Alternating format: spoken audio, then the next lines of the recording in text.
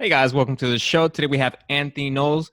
Anthony is an international filmmaker, world traveler, and filmmaker, one of the filmmakers behind Passport Heavy, and has recently started his own business, his own film school, all online. But before we get into where he got to today, kind of want to take it back to, how you got into filmmaking, and then eventually how you got into working with Passport Heavy, meeting Jabril, and starting your own business, and how that led you to traveling all over the world.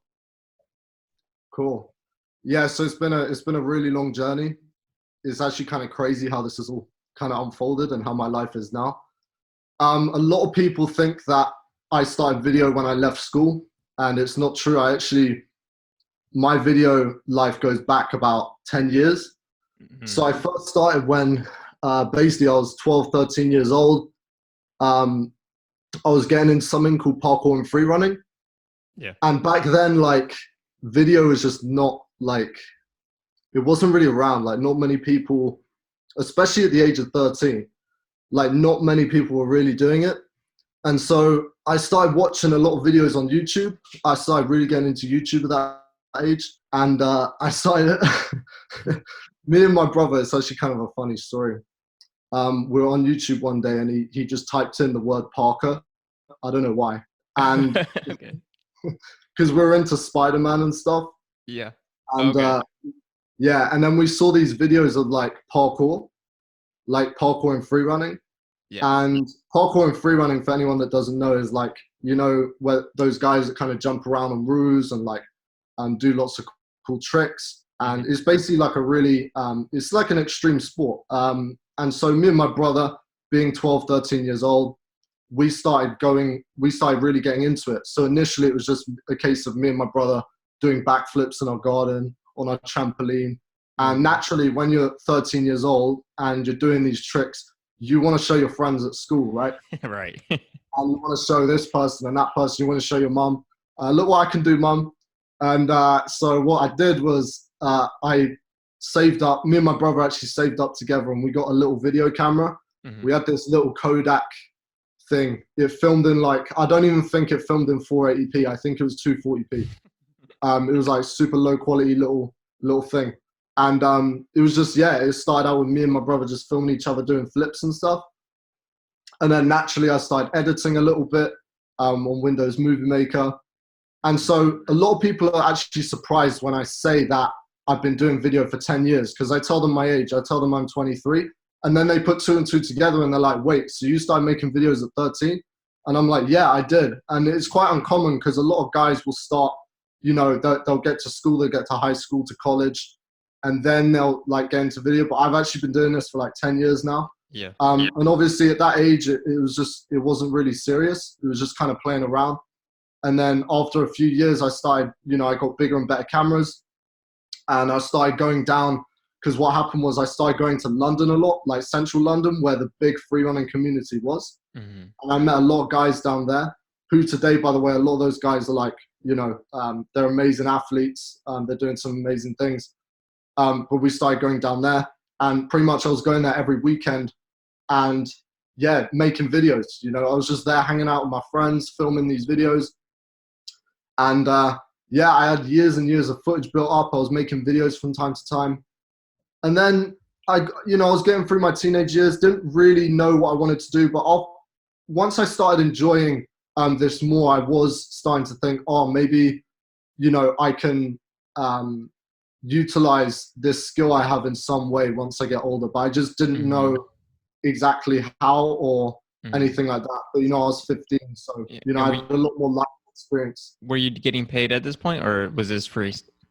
No, this was all for free. Oh, okay, I for wasn't fun. making any money. And I think that's another thing I look back on and I'm like, wow, like it was so pure back then, because I Yeah. wasn't getting paid for anything. I was making no money, but I was happy, I was doing it because I wanted to do it, not because I was getting something from it. I was getting something from it, but it wasn't financial. Right. It was love, and it was me expressing myself in that way. And it was very satisfying. And so every moment I was filming, and it was magical time. I learned a lot, and I knew I could be great. I knew, like, I had these visions in my mind, that I wanted to execute. But it was like I was limited with my equipment as well. I had like one camera and like one lens. Okay.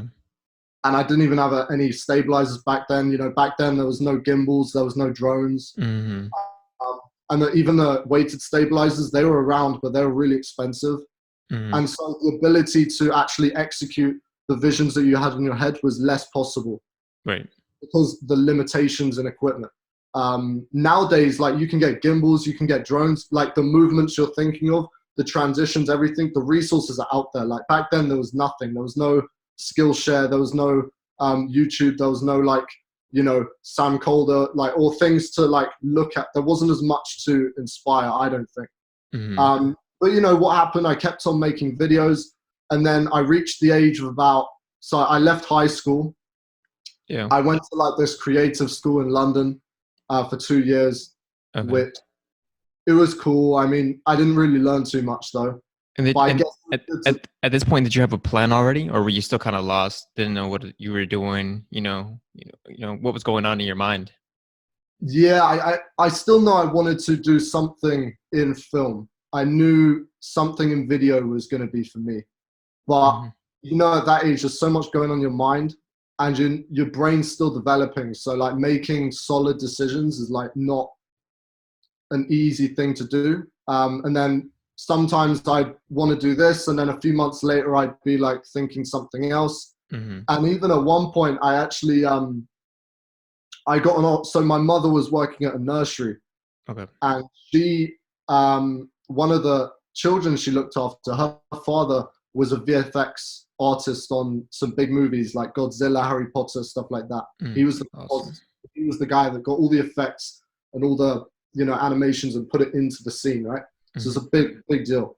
And he worked at a company down in London called Double Negative Visual Effects, and I got like a interview there, and like they offered me an internship if I could get better at like some programs like Maya and stuff like that. And I almost went down that route, but I figured that like after a few months of actually working with Maya and stuff like this, it just wasn't for me. But you know, I was going through a lot of different stages. Maybe I wanted to work on a set as a cinematographer. Maybe I wanted to, as I said, go into VFX. Maybe I wanted to be a director.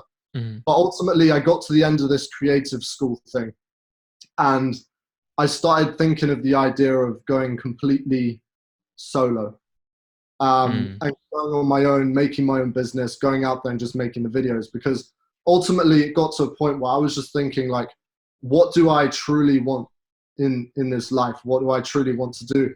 And then I looked back on my teenage years where I was just doing what I wanted. I was going out and making the videos that I wanted to make. Yeah. And being true to myself, my own creativity. And so that's what I did. You know, I left school. I remember my mom asking me, first thing she asked me was like, you need to get a job because you got no money and you're unemployed. I was like 18 at the time.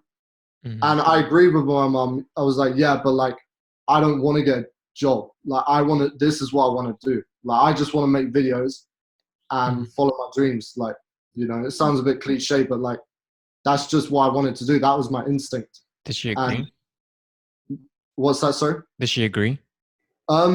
So not initially. Like, the thing is, like, I understood this a bit later in life. Like, people want to see results. Like, when you say something, people don't really like believe it, I don't think. But when people start seeing like the results of what you're doing, that's when they're like, ah, okay. Like, and then they understand. But you know, for me, it was just like, I was looking back on my childhood and stuff, and just like, man, like when I was a kid, if I wanted to go climb on a tree or something, I'd just do it. I wouldn't even think about it. Do you know what I mean? And it's like, I was at that stage, I was like, why do I need to do something that my school's telling me to do? You know, my school is telling me to go to university, to do this, to do that. And I was like, let me do what I want to do. You know, I was one of the only people in my class that didn't apply for university. Really? And I'm so glad I did. I'm so glad I didn't, because they were shoving it down our throats constantly, like constantly. And, you know, I don't think it was right. I mean, university is another subject entirely. But, you know, it just got to the point where I was like, yeah, let me do what I want to do and see what happens. So started making videos. Couple months down the line, started making some money, invested in more equipment. At that time, I was very well equipped as well for my age. Because me and my friend, I was working with my friend as well. We applied for like this bursary, quite a large sum of money, about 10 grand. We got awarded for our business idea, and we spent that on equipment. We invested in equipment, and that really enabled us to step up our videos. And we were very, very well equipped at that age. This was probably 5 years ago now. And about 5 years ago. And we got back then we had like an FS700, Sony FS700, big one. We had the DJI Ronin when they like first came out. So when gimbals first started coming on the scene, we had one. As well as some other cameras, some lenses, a computer, stuff like that. That enabled us to really get into the higher paying jobs. Now, back then I was doing a lot of stuff that I didn't want to do, like corporate work. So like, I don't really enjoy doing like corporate work. I don't want to film people talking to a camera all day. No one really wants to do that. But, I was doing it because the pay was good, and the connections we were making were great. So we were filming a lot of videos in central London for a client out there, like a corporate client. So we were doing a lot of stuff with them, different projects. And, for the first time in my life, I was getting paid, 4 figures for jobs, 4 or 5 grand a job, 4 or 5 grand a piece. And it was like, money I'd never seen before in my bank account. And it was like, wow, like, and so, started making a bit of money, but the work was a little inconsistent. It would come and it would go. And when it would go for like 3-4 months, and I'd still enjoy doing what I'm doing, but it got to a point where, I'm an adult now and I need to be able to sustain myself. And, things got a little difficult, but, we pushed through, kept going, kept making more videos. And, 2 years of that, 60. Yeah. So I was working, doing that up until about late 2016. Okay. And what made you keep going? Like what fueled you to keep going, keep pushing?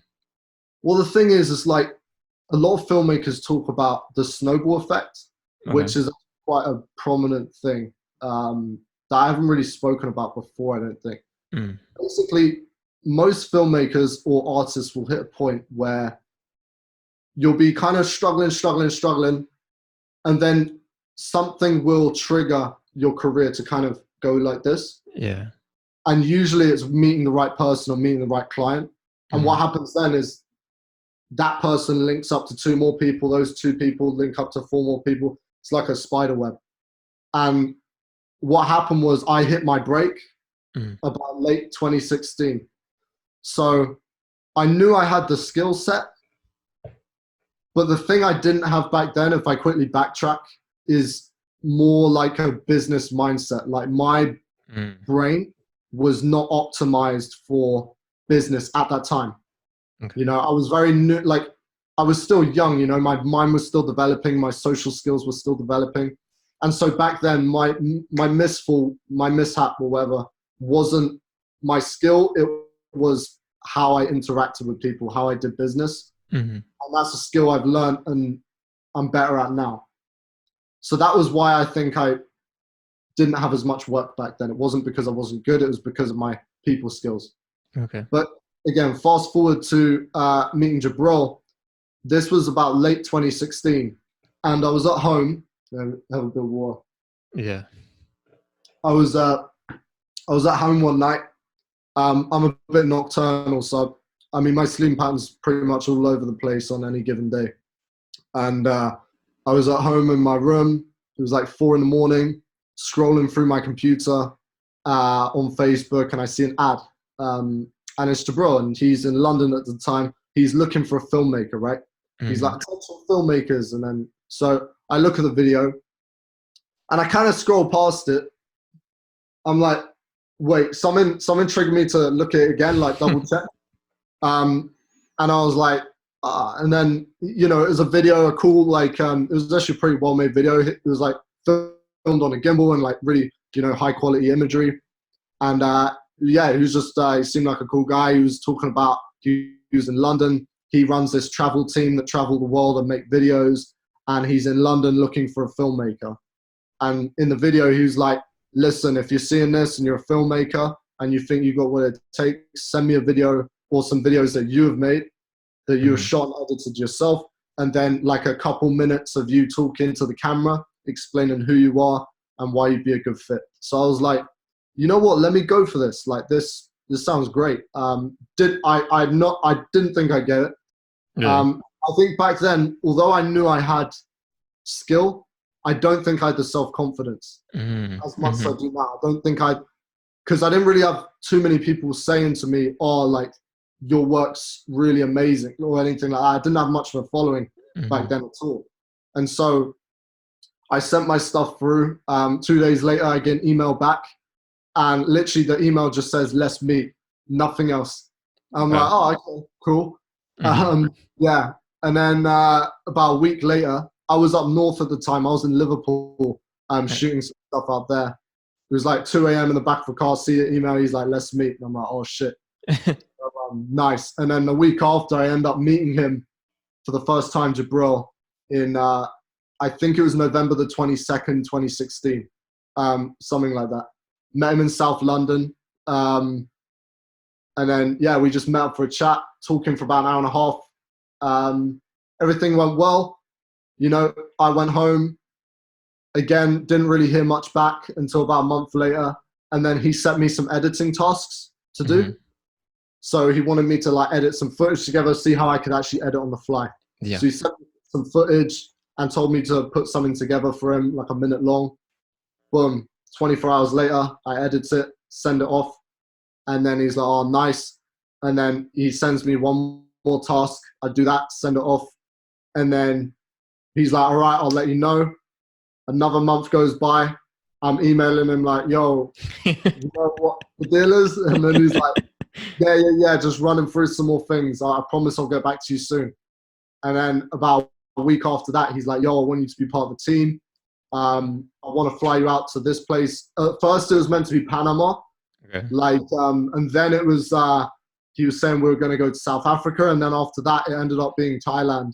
Nice. And so a lot of people think I wanted to, basically, a lot of people think I wanted to travel initially. And I was so passionate about traveling, so I just went. But that wasn't actually the case. Traveling came to me. I had no desire to travel, actually, funnily enough. I had no desire for it. Really? Yeah, interestingly enough, I had no desire to. And I think it was because I was in my bubble and I just didn't know what I didn't know. So I didn't, it wasn't anything that I'd experienced. So I had no experience in it. So yeah, flew out to Bangkok, January the 22nd, 2017, sorry. Early 2017, and stayed out there for a few months. And it was hard initially because it was this new place. Everything looked different. The people looked different. The food tastes different. The weather's different. And I was so culture shocked. You know, all these things were at once. So I was this 20-year-old boy, seeing all these stimulating things were hitting me at once. You know, the sights, the smells, the sounds, and the weather, the temperature, everything around me was so stimulating. And 20 years old, being thrown into this new environment away from my family. Had you left London or the UK at this point? Pretty much, yeah, because I was on a 3-month contract with Passport Heavy. No, I meant before that. Had you traveled outside Europe?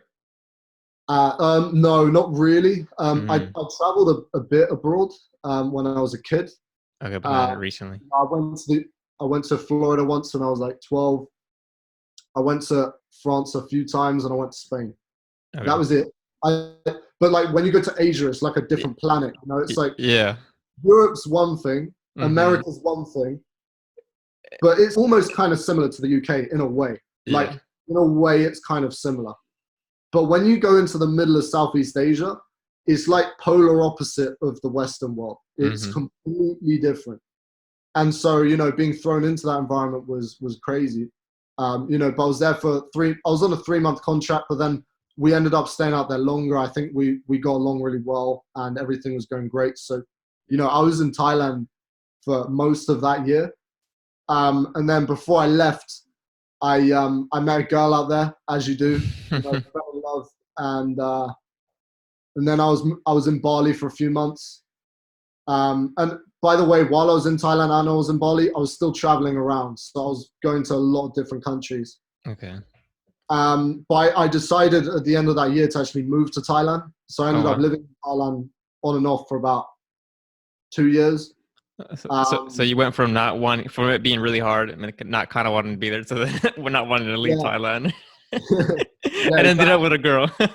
Yeah, I ended up with a girl, and yeah, it was the change from being in a Western country like London and having to adapt Yeah. into a country like Thailand. Mm-hmm. It was for a 20-year-old boy who'd never lived outside of London, it was difficult. Mm-hmm. It was amazing, but it was difficult because I think the thought in my mind was like, it's really nice out here, but it would be nice to get back home. Mm-hmm. After a while, that thought started to die away, and now I'm like, I don't really feel the desire to come back to London too much. Mm-hmm. Only for certain things, Yeah. but not for enjoyment or pleasure or anything like that, really. Yeah. But only in small doses. So, I ended up spending a lot more time in Thailand, started learning the culture more, the language, and that in itself will make you feel so much more a part of a place. Right. And obviously met a girl up there, fell in love, all that stuff. And then 2018, I was pretty much there most of the time, but traveling as well. Mm-hmm. And yeah, it was crazy. I mean, Jabril changed my life, and not just from a traveling perspective and like taking me out to countries and giving me all these experiences, but Mm-hmm. also his wisdom and his knowledge as well. He's been just an amazing mentor, Yeah. and he's opened so many doors for me. It's I couldn't even put a number on it. Like the amount of people he introduces me to, and the amount of business connections I've been able to make through him, Mm-hmm. it's been amazing. Yeah. So he's been pretty much, he was the pivoting point for my career, and now I'm on this new path now because initially it was just this travel filmmaking, like just Mm-hmm. that, and I was doing that for a long time. But since like late last year, I turned 23 like late last year, and I don't know why, but like time's been going so fast for me, and I'm just like, and being around all these people that are working online now, Mm-hmm. like, because back when I was, before I started traveling, I didn't even know this online working stuff existed. I thought it was all a scam. I thought it was that thing you see when, like, online, like you're like downloading movies or something, you see a little ad on the side, like make money from home, Mm-hmm. like quit the job or something like that. Do you know what I mean? I Yeah. thought I related it to that. Yeah. Yeah. And so I didn't believe it was real until I was around people that were actually Mm-hmm. working online, making money. And I was like, oh shit, yeah, these guys aren't going home. This is their lifestyle. And, Yeah. it was mind blowing. When did it when did it hit you that you were kind of living the one of a lot of people's filmmaking dreams, traveling the world, shooting at these exotic places, high quality videos, with awesome people. When did that hit you? Hit you? I think it took a while to really sink in what Mm-hmm. I was doing. Initially, it was just such a shock to the system. Yeah. But I think, while I was spending time in Thailand, I got a chance to really reflect on what was happening, who I was with, and start really realizing what kind of thing I was a part of. I was part of something really special and unusual, Mm-hmm. because it's that shit's rare today, let alone back then. It's become a lot more popular, Yeah. but back then, no one was doing this stuff. No one was really, you know, traveling around the world with a team and making these videos. And back then as well, not anymore, but back then, like we're all living in one house Mm-hmm. as a team. We're all living in this big place and in Thailand, and it was different. But yeah, back then it was very rare. It was very unusual to have an opportunity like that. And so I did feel blessed. I felt very grateful Mm-hmm. for all the opportunities. But over time, it went from the filmmaking, and it still is about the filmmaking and the traveling and all the other stuff. But over this time, I started to get more and more questions from people of like, because my skills started to get better, and then people are like, how do you do this? How do you do that? Mm-hmm. And so I know that now, being around these online people, I want to do some online stuff too. Right. And I thought, what better way to do that than to leverage my skill in an online way? And so I'm getting to the point now where I want to give back to people. I want to show people how to actually do it. Because you see a lot of amazing filmmakers out there. There's so many. But a lot of these guys are just not telling people how to do it, how to make it. They don't tell anyone their secrets, you know? And that's the thing with me is I always want to share, you know, how I do things. I want to share my knowledge with the world. I don't want to keep it in here. You know, what use is it with just me? You know, if I can help, you know, 1, 2, 3, 4, 5 more people, Right. then that's just going to make me feel a lot better about, you know, the skills that I can share with the world. So that's the next mission. You know, I'm doing the filmmaking, but next is about giving back to the people and showing people how to do it themselves, which is why I'm launching this new online school, which is very close to being launched. And I've been working on this for like 6 months. Right. You know, I'm working on this shit since like September now. So yeah. I remember in Mexico City talking about how you were going to go back to UK and just focus for the next. You even disappeared from the face of, you know, the social media of the world. I just started working. I removed social media, and you know, things started really happening once that was done, and yeah, I got done, and even like I think in a week I might actually like turn my phone off for like a week. I was thinking of just doing that. Like, why not? Turn my phone off for a week, no internet, just editing and writing and reading books or something. Just kind of detach myself from the dopamine, because that was the reason why I turned off social media. The dopamine. The reason, yeah, it was dopamine. And for anyone that doesn't understand, we as people are very used to getting quick hits of dopamine through easy tasks. These easy tasks may be something like picking up your phone and going through Instagram, getting a can of beer and drinking it, eating bad food, going on dates, you know, porn, masturbation. All of these things are easy ways for quick dopamine hits. And so the more quick dopamine hits you get, the less likely you are to do the more long, arduous tasks that actually have long-term benefits. Because they give you dopamine too, but it takes a lot longer to get that dopamine because they're very long and mundane. But ultimately, they're going to provide you with more benefit than the short-term ones, like drinking, eating bad food, you know, having too much sex, watching porn, whatever it is. These things give you small dopamine hits. And what I figured was that I was too used to these small dopamine hits, going through Instagram, drinking, these kind of things. So what I did, I cut everything out. You know, I cut out the alcohol, I cut out the scrolling through Instagram, you know, I cut out the porn, all that shit, and started focusing on the more long, arduous tasks that are actually going to benefit me in the long run. So, for example, editing, journaling every day, reading books, fitness, diet, all of these things.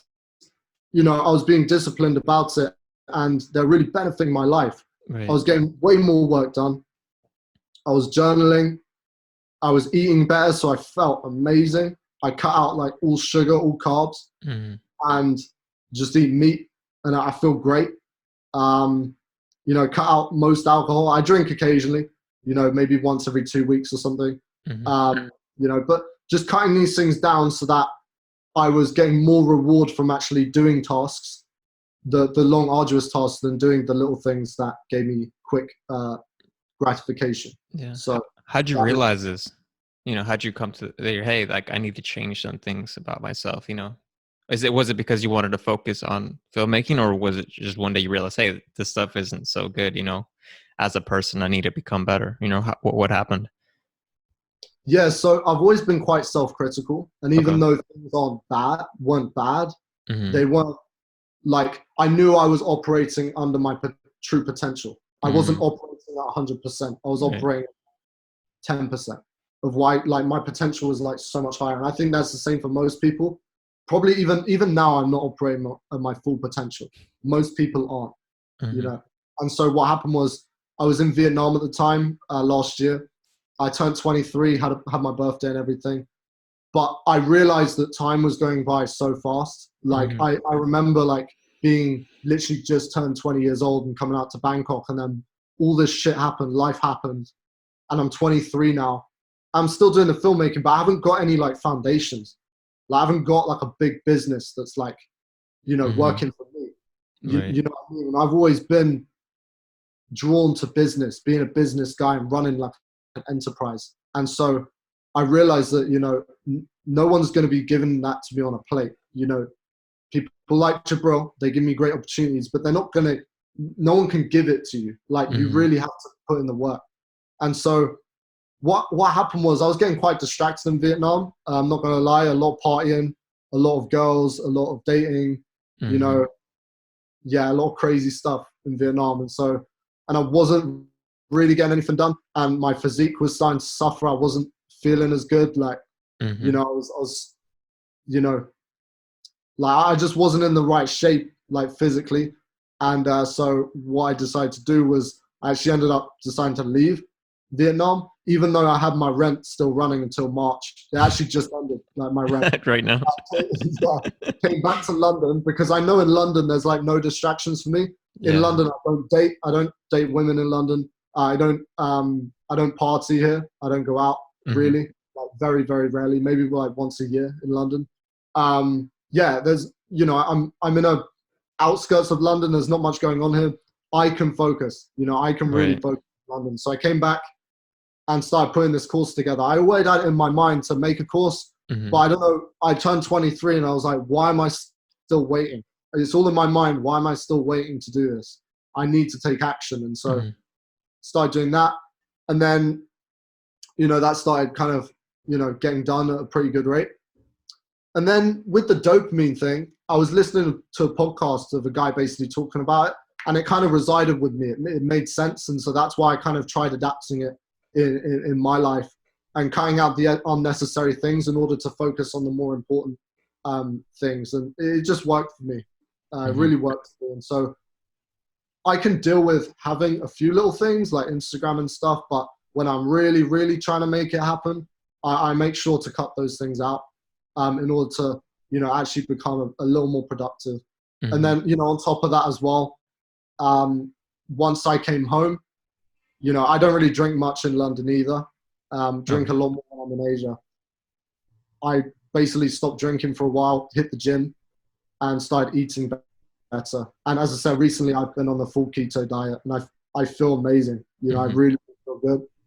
And, you know, even despite what's going on at the moment, you know, with Corona and all this stuff, I'm still getting out there, still training, still keeping in the best shape I can, despite the circumstances. I don't have a gym, but I have some dumbbells in my garden. I have some weights. I can still, you know, stay in shape. So, Gotcha. What would you recommend to someone that, you know, that struggles to get, you know, get these things in order, you know, like working out, being disciplined, you know, what's something that you applied that helped you become so disciplined, you know? I think that's the hardest part. Everyone wants to do this, but how did they start? Like, you know, what would you recommend? You know, is it something that you learned on the road or when you were younger? How did that?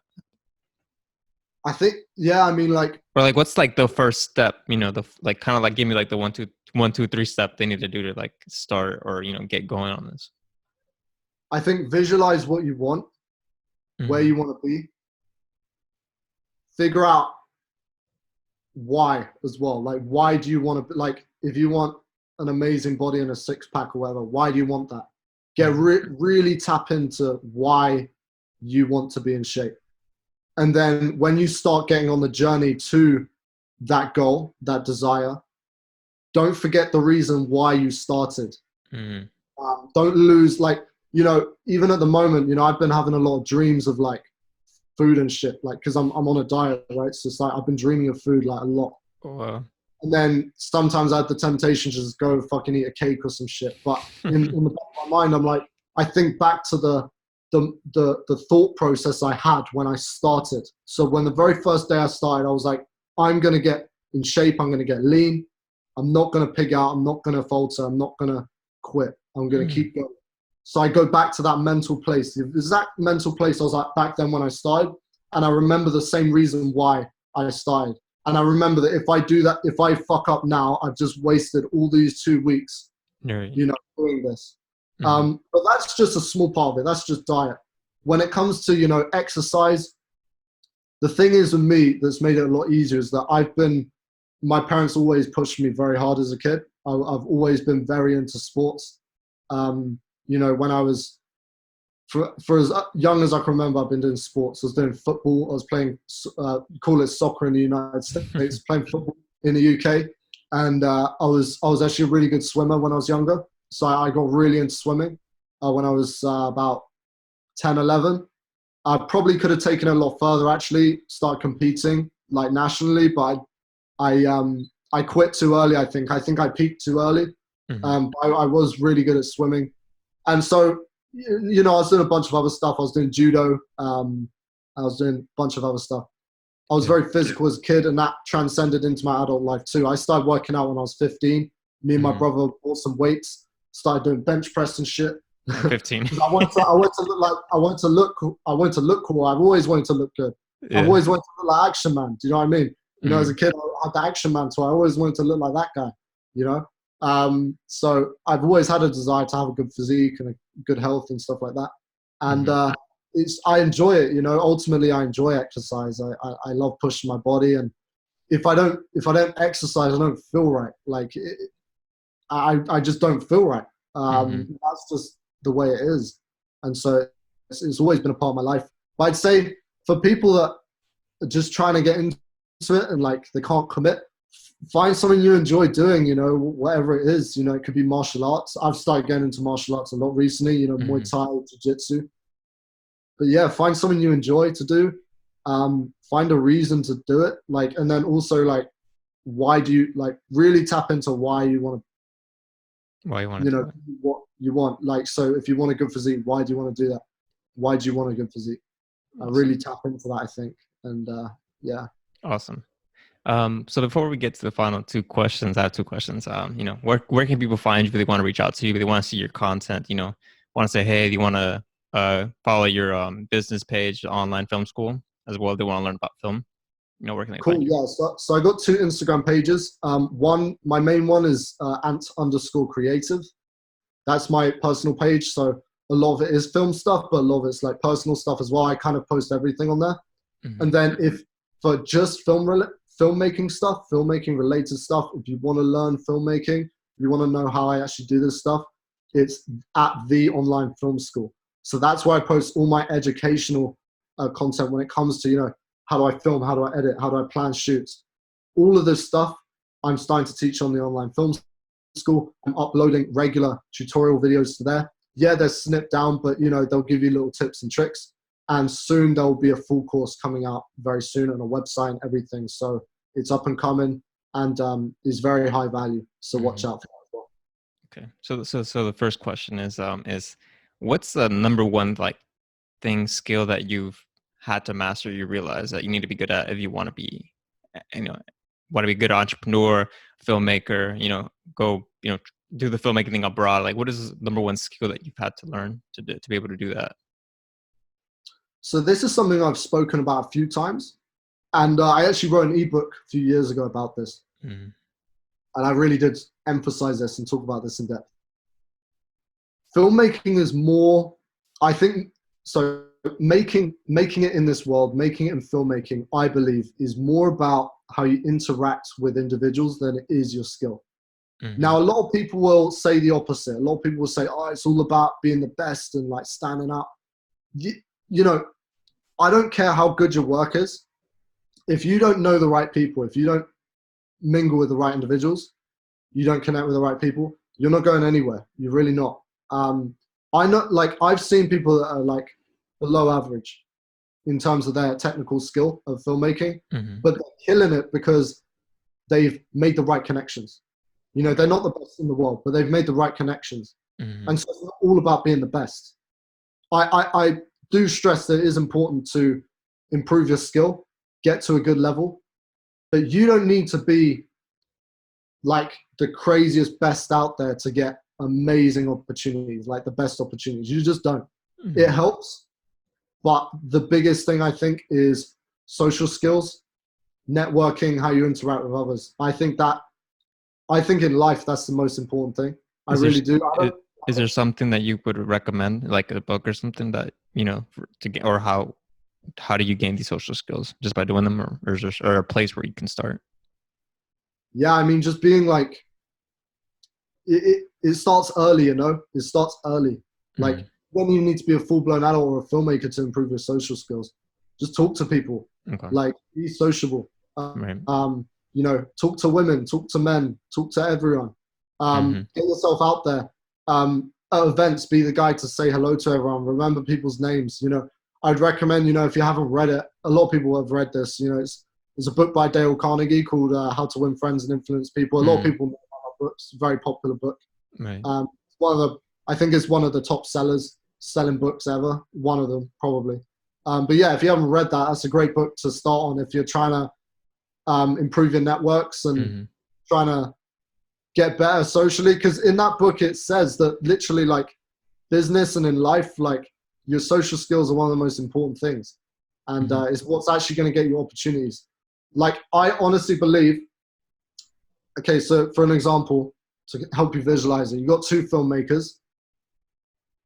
One of them is more skilled than the other, Mm-hmm. but you have a client, and the client knows he knows both of them, but he knows the one that's less skilled better than he knows the one that's more skilled. Like Mm-hmm. he's close friends with the one that's not so good. He's going to pick the one that's not so good. Believe it or not. Yeah. Believe it or not. A lot of people won't think that, but it's actually true. Like people like going with the people they know. They like familiar faces, really. Mm-hmm. Like they don't like working with strangers as much as people they know. Like what they'll say is like, you ask someone, I'm looking for a video guy. They'll be like, oh, I know a guy. And they'll just go to the guy they know the closest. They won't go to the best person they know for the job. They usually go with the familiar face. And Yeah. that's just human psychology. So remember that. And the more familiar you become with people's faces, the more they'll think about you. Mm-hmm. And so making yourself familiar, putting yourself out there is important. So I yeah. love it. And I think this goes for any business kind of in general, like, anything you really want to do, just being more social, being out there, being likable goes a long way. Yeah. And that's Definitely. and that's the final question, what's your happiest memory you had, in the past 3 years that you've been traveling and filmmaking, the ultimate top of the top happiest memory you have. Oh man, I had to think about that one.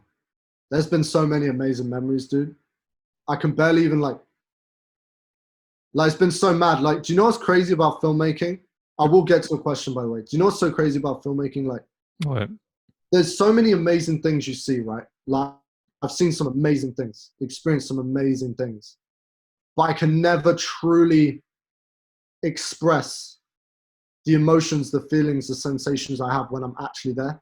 Mm-hmm. Visuals can only, it can get you close, but it can never really get you right there, And Right. that's why I love filmmaking. The closer I can get to helping someone express the same feelings and sensations I had in that moment is ultimately why I do this. Helping them express that in the most vivid way possible, Mm-hmm. which is why sound design, visuals, all these different things, all these different little elements, they help to draw people into that moment. To answer your question though, for me, honestly, I think the most satisfying moments for me is when I'm in the editing suite and I make something, I make something really good that I like, Mm-hmm. that I really like, and I hit that moment 2 nights ago, Oh, wow. which I'm about to drop something tonight, which is something I'm really happy with. It's very rare that I'm this happy with something I make. It's been Yeah. about 2 years since I've been this happy with it. So I'm like, I'll make an edit, I do all this crazy shit, and it comes out the way I want it. And I was like, wow, okay, I'm really happy about it. And for me, that's the most satisfying thing, is when I make something that I truly love. And I've put the work in. Obviously, over my travels, I'd say probably one of the most amazing things I've seen is when I was in Bali, Nusa Penida, Mm-hmm. and I was with my girlfriend at the time, and I was at this place called King Beach, probably one of the most stunning views I've seen in my entire life. Nothing quite comes close to an amazing view.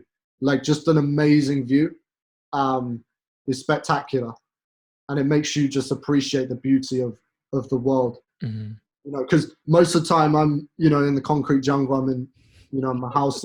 It's not much visually. It's not much for my senses to look around my house and look at the walls and door and, you know, go out to the street. There's like houses and shit and cars. So when I go to an amazing place like Nusa Penida, it's just such an orgasmic sensation for my senses.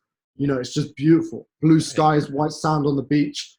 I've got this crazy perspective of like the rock below, and like I'm so high up, and it's just an amazing thing to look at actually in the flesh. So yeah, I love it. I have one last question. It's the last one, sure. I promise. What are you most proud of? Most proud of? Oh shit, dude, my computer's about to die. Actually, no, it's good. It's good. So no, I've got 11%. We're good. I thought it was on 5%. What am I most proud of? What am I most proud of? Work-wise? Like film-wise? In general, in your life that you've accomplished? I'm most proud of making it out despite hardship, you know? Making it out through this crazy hardship. You know, I haven't had the easiest life, but like I'm proud of where I used to be and where I'm at now. The progress. I'm proud of myself for the progress, you know. I've come from some really, really dark moments, some dark times, some rough moments, some rough times, you know.